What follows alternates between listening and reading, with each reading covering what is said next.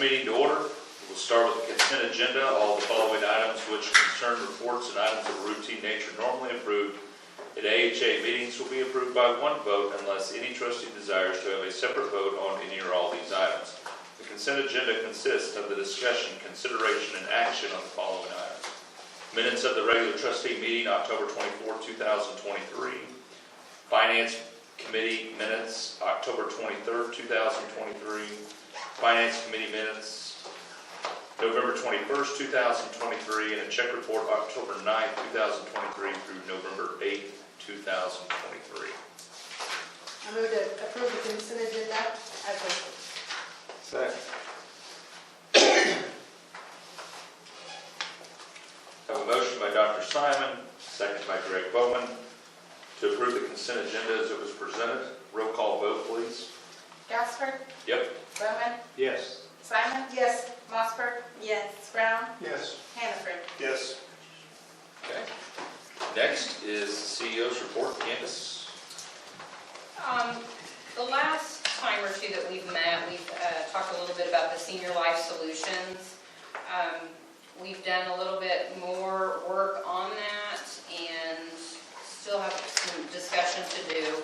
It appears that we were wanting to do it over at the homestead, but we would have to meet life safety code, as that building would have to meet the same life safety code as it does here at the hospital, and that's probably not going to happen, a chance that that will happen. So we're going to need to look at, if we're going to do that, doing it here at the hospital. So we'll continue exploring those options.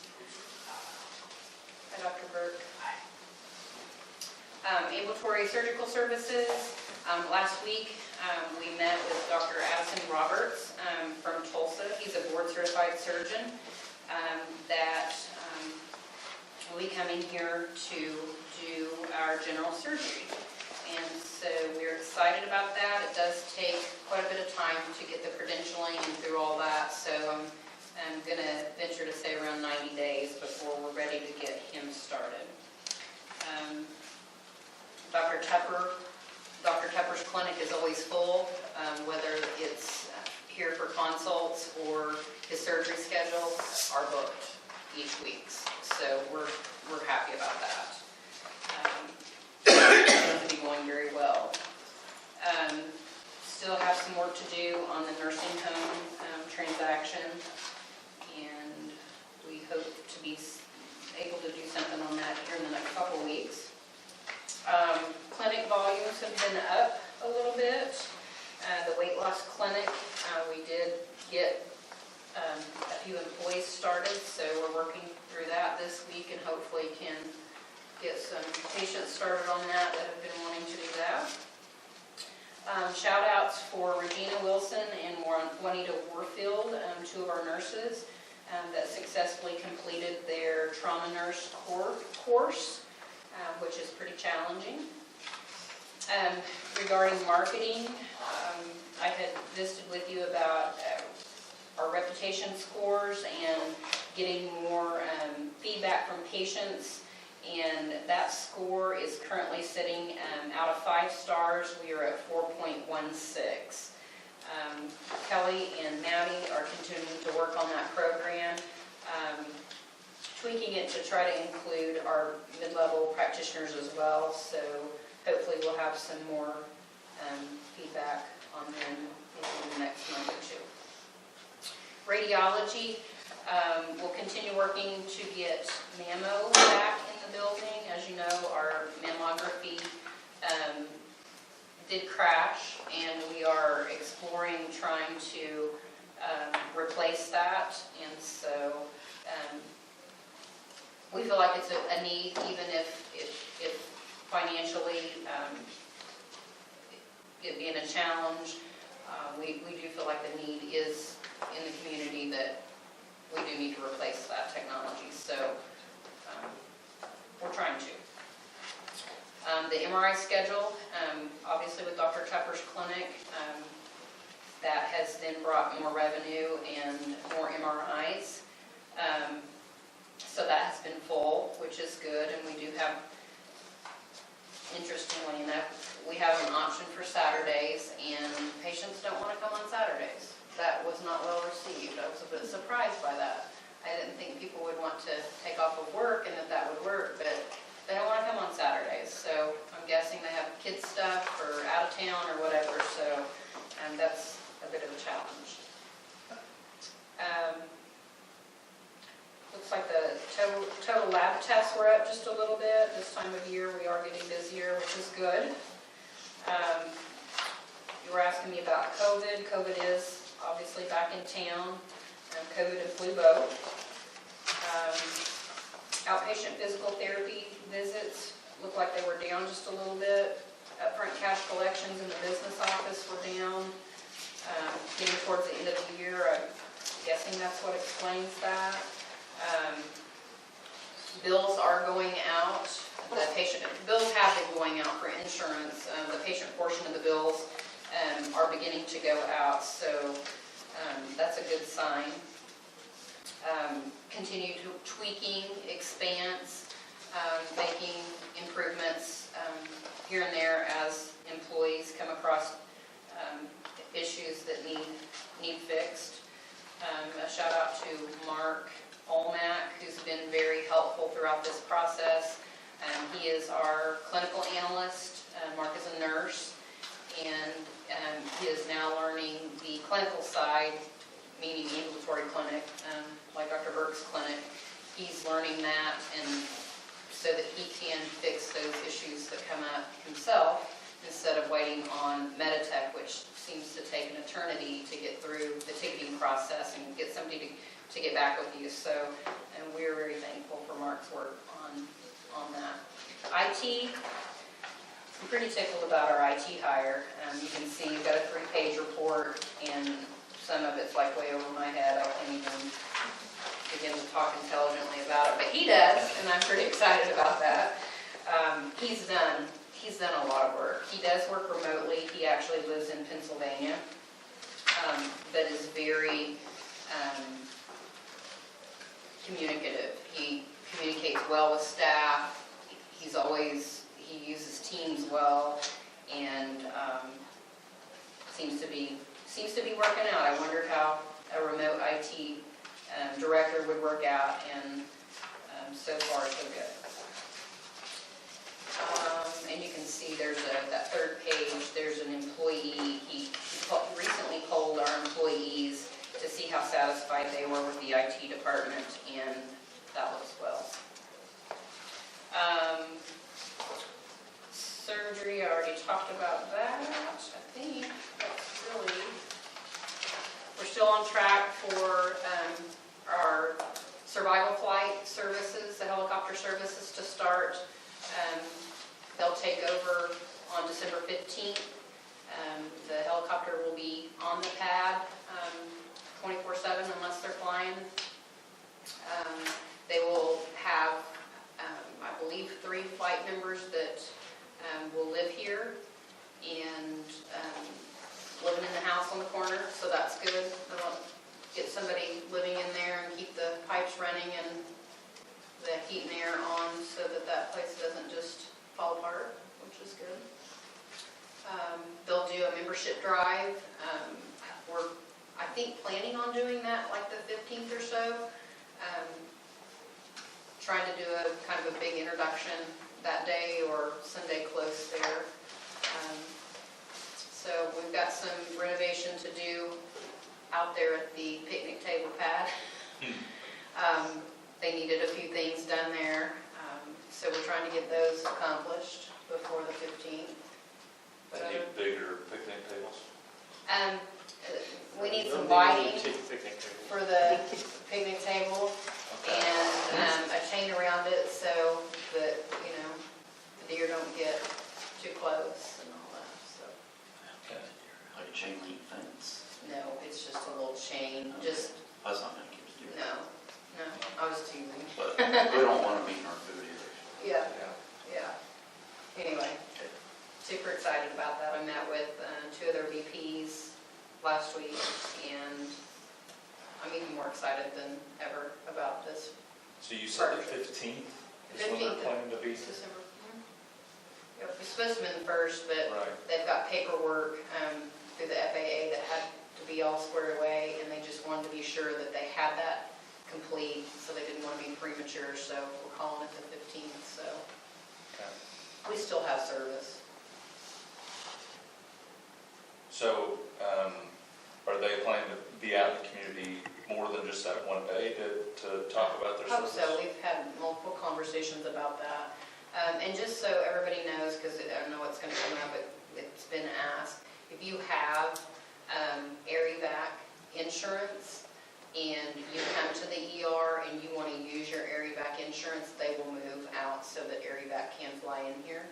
So I know they realize that there will be that transition period that people are carrying that insurance, and by no means will they stand in the way of that.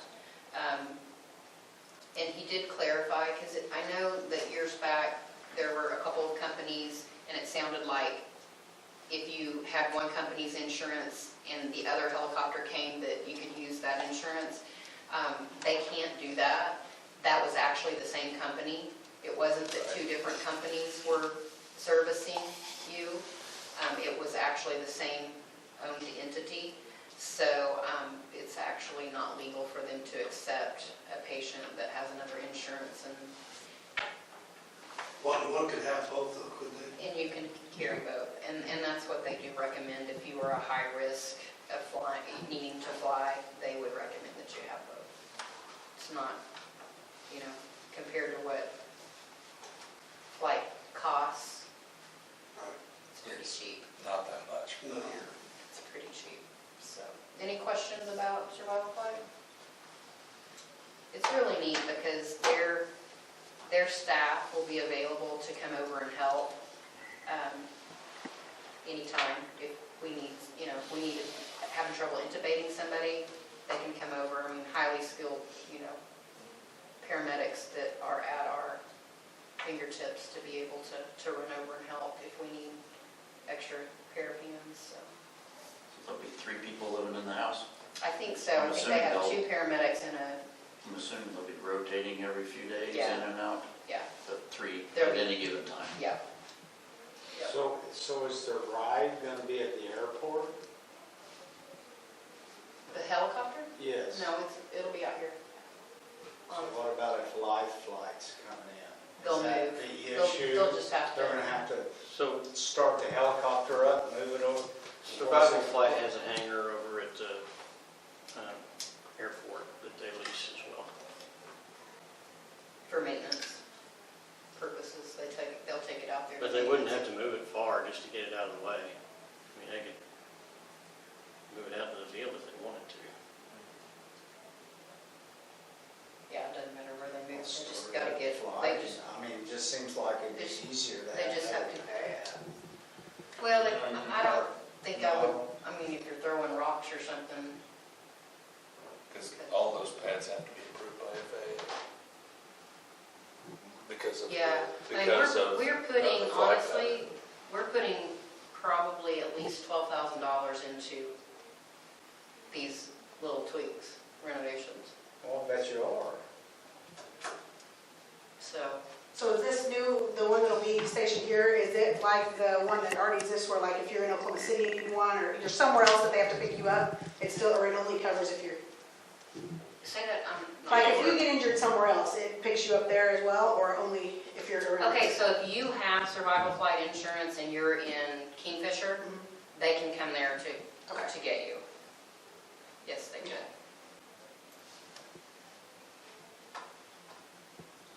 They have a plane, now the plane I think comes out of Arkansas, is the closest, their fixed wing end. And their helicopters are bigger than, So this will allow a loved one to fly with the patient. especially like a child, a lot of times. The if they child may want have to to. go by themselves. Yep. Now they can, mom or dad can fly with them. Yeah, now they have to go by themselves, there's not room. Yeah. Unless we call survival flight, and we've done that before on kids for bigger patients.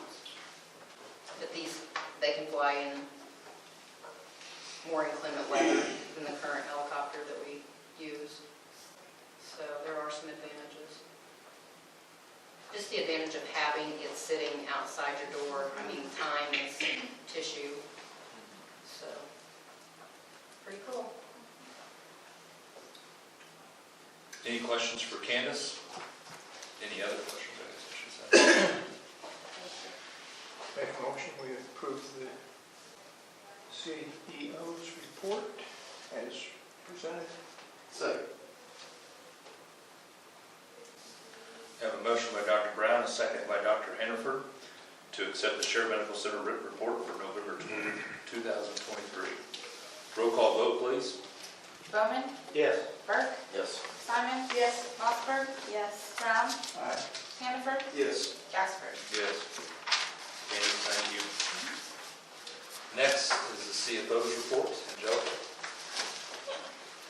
So for the month of October, we closed out our cash balance at 116,358, which is about 4.5 days of operating expenses. Our accounts receivable, we closed that out at almost $4.2 million, which was an increase of about $134,000.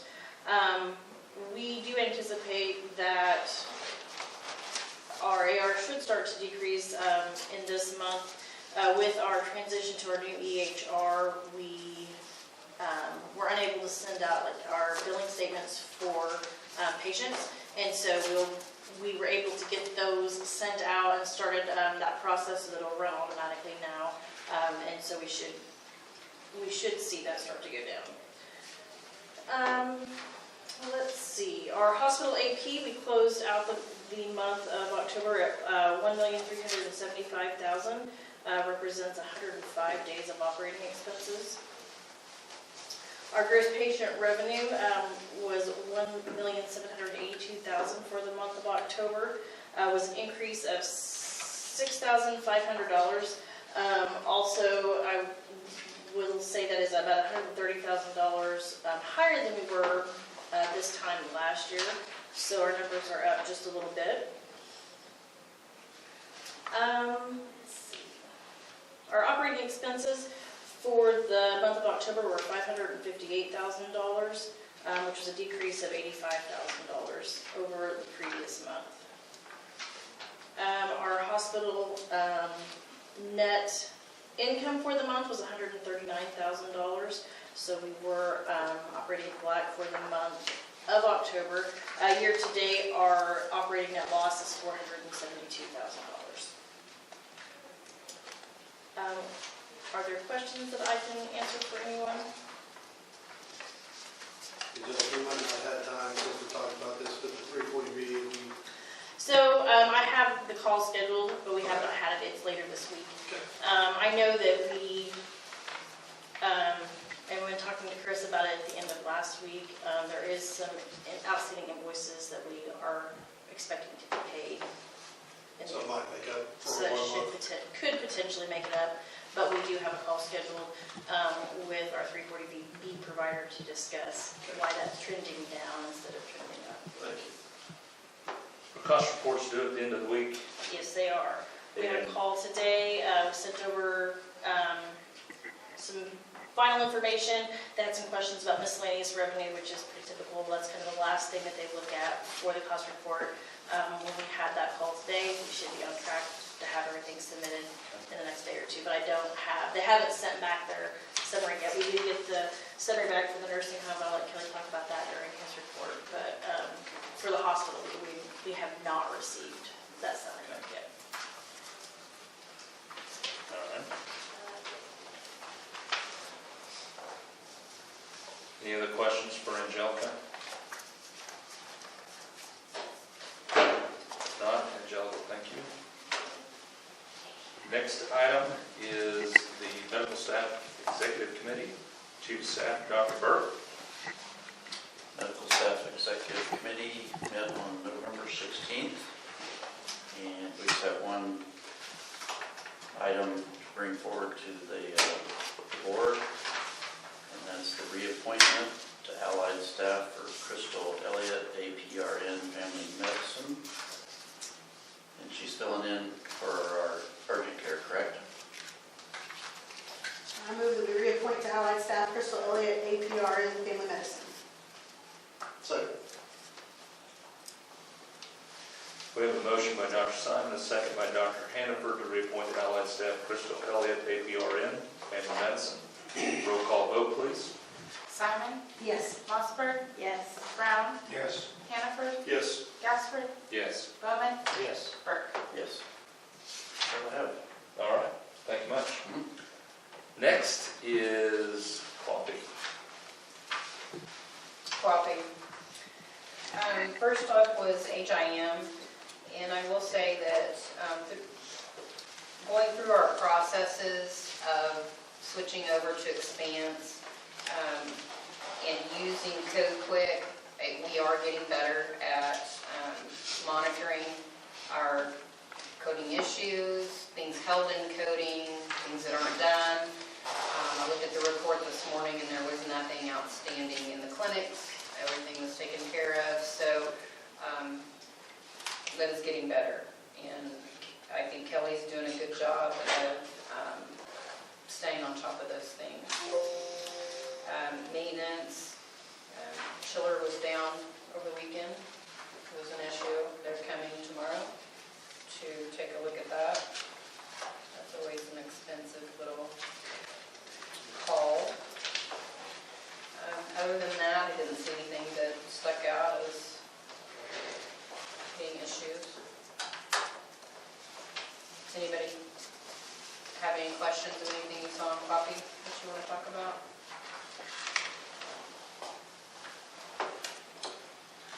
If not, we'll move on to improvement to patient care. Under your patient care tab, you'll see the contracts and the revisions report. I think we had 8 contracts and all of those were in compliance.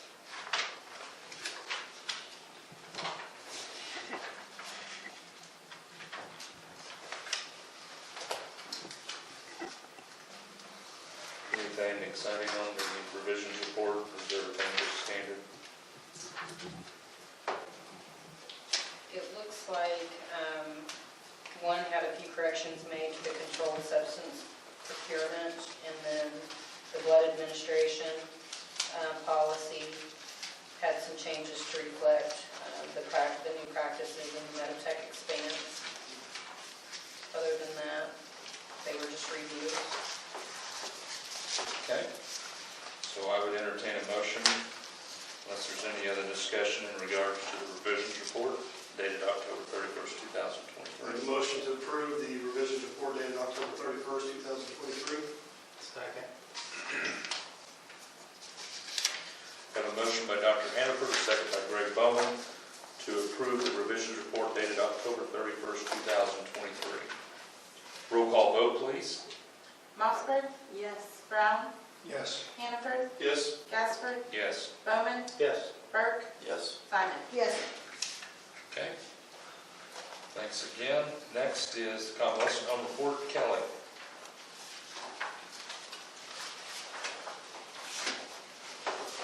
So with the financials,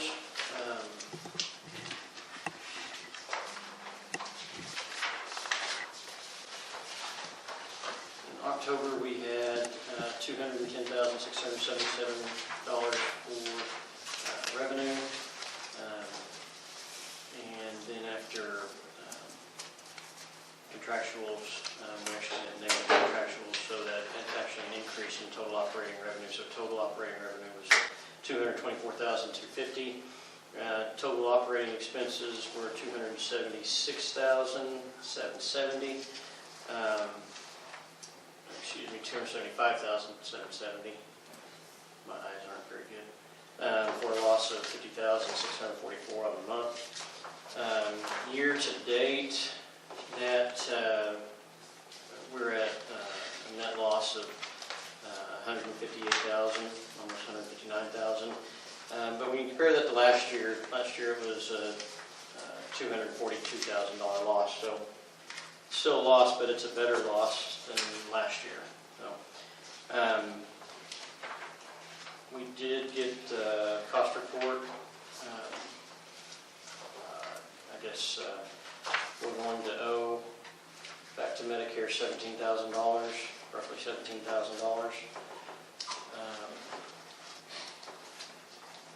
Our operating cash ended up dipping below into the negative, but we do have $620,000 in our other funds at the bank. I'm assuming we've already done a transfer at this point. This wasn't reflected in these financials. So, any questions about the dollars?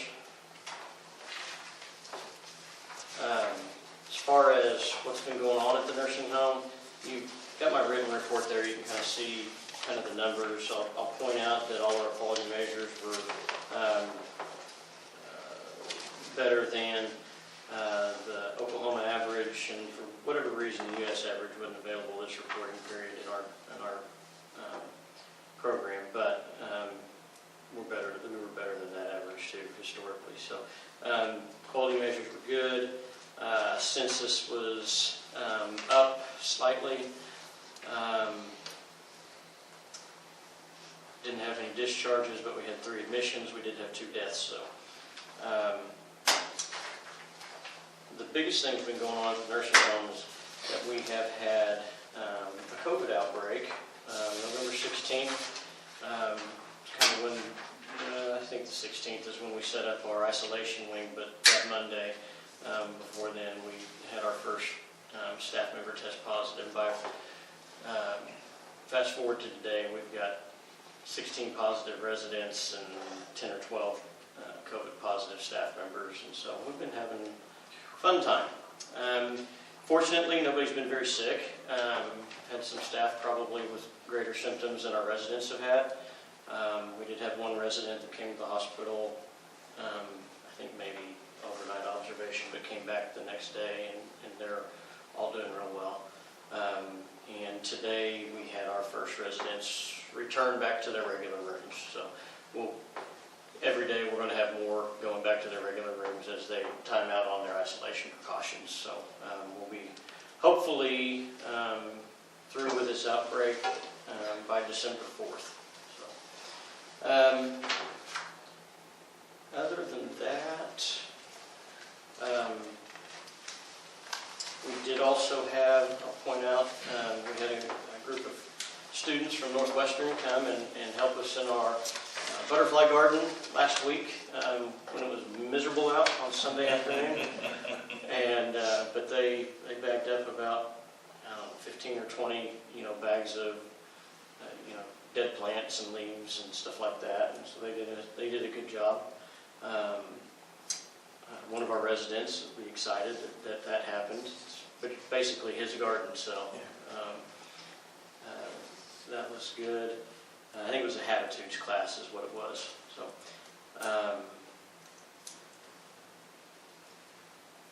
we continue to work with leadership of the Beatles as we try to transition in the sale of the property, and they've been good.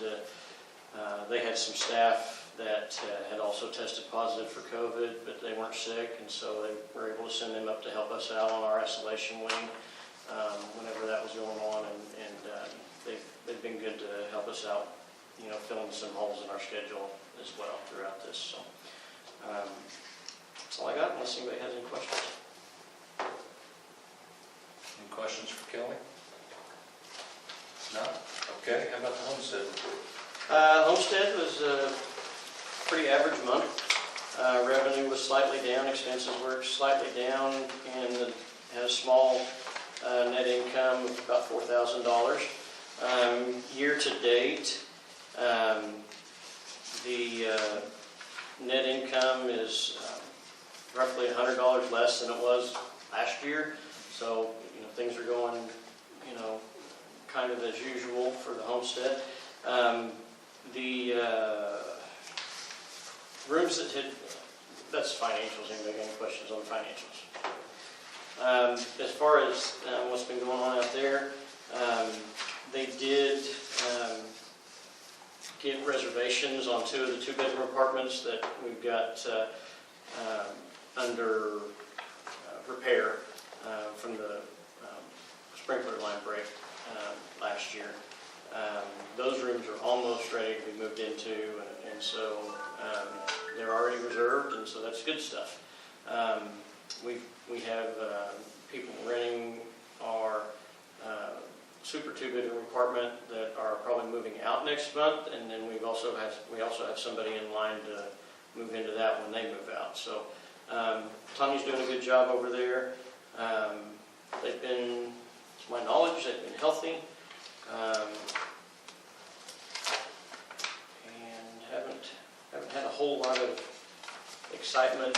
Due to the COVID outbreak, they did postpone their annual Christmas open house. Just worried that it might not be good timing. So I don't know if we'll have it before Christmas or not. We might have Christmas in January this year, so we'll see. It was good talking Christmas. Speaking of Christmas, we have the invite. Did everybody get one of those? Yes. Each one of you should have gotten your invite to the Christmas party, which is the 19th.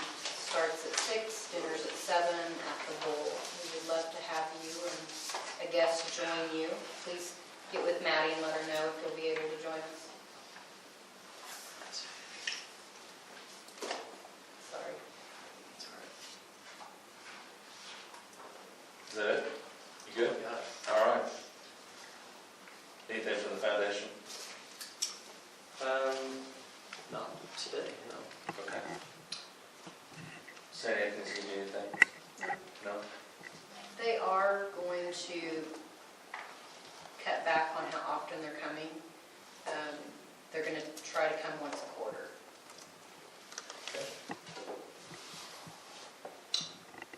City council report. Great. Kelly, thank you. Other than the routine business, the pool and arena are making progress. The financials for the city are on track. We had an ordinance for food trucks as far as permitting and yearly fees was tabled. We did pass an ordinance to give One Gas or ONG a 25-year franchise authority to sell gas in the city of Alva. Now, it is also a 0% franchise fee, so that vote will go to the citizens February 13th of this year. So we'll have a say in that. And other than that, that's about it. All right. Well, thank you. I don't have anything to report, but under new business, if you'll look back under the other materials tab, you'll see a list of meetings for 2024.